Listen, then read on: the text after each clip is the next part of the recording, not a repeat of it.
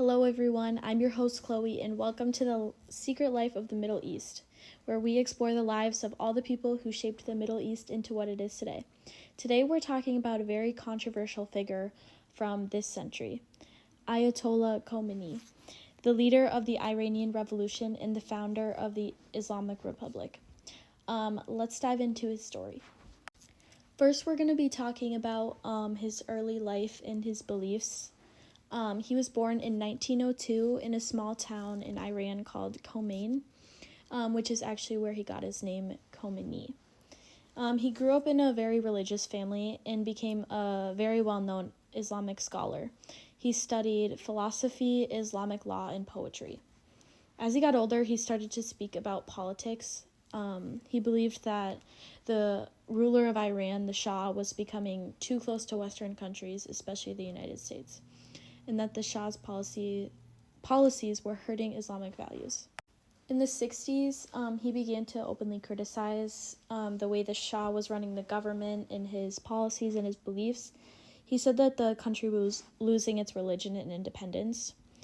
He really wanted Iran to be a secular nation. This led to his arrest in 1963, and after that, the Shah sent him into exile. He lived outside Iran for around 15 years.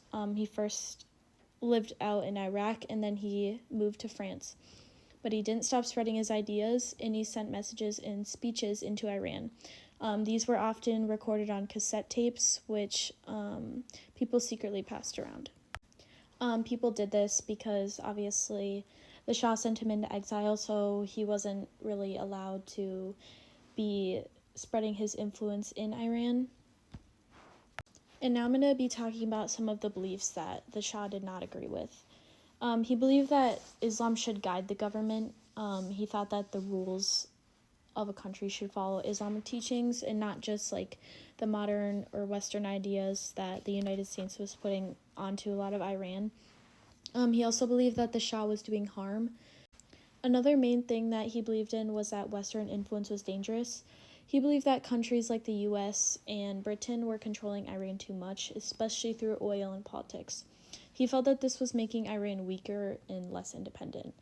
He also believed that religious leaders should have power. He believed that Islamic scholars, not kings or presidents, should lead the country because they followed God's law. All of these things eventually led to a revolution by the late 1970s. A lot of people in Iran were very unhappy. The economy was struggling, there was a high unemployment, and the Shah's government was seen very corrupt and brutal. His messages almost gave people hope. He promised a government based on Islam rather than Western influence. It would protect the poor, fight injustice, and return to the traditional values that used to be in Iran. In 1970, everything changed. The Shah ended up leaving the country after huge protests. He then became the supreme leader of Iran and created a new system of government, which was an Islamic Republic.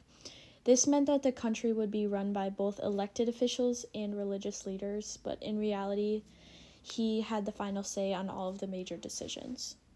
Next, we're going to be talking about his time in power. During his rule, Iran had changed a lot. Islamic law became the foundation of the government. Women were required to wear the hijab. Western music, clothes, and movies were all banned. People who disagreed with the government were often jailed, or there could be worse consequences. A major event that changed during this time was the Iran hostage crisis, which was one of the things that he was most well known for.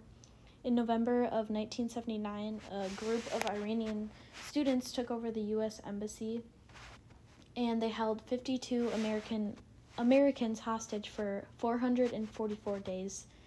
He supported the students going against the U.S. and the UN, and the crisis caused a major break in U.S. and Iran relations, which is still relevant today. They still don't have the best relationship. He died in 1989, but his influence did not end there. The government system he created is still in place. It's an Islamic Republic, and the supreme leader still holds the most power. Some people in Iran admire him as a brave leader, but some criticize him for limiting freedom and creating a strict religious government.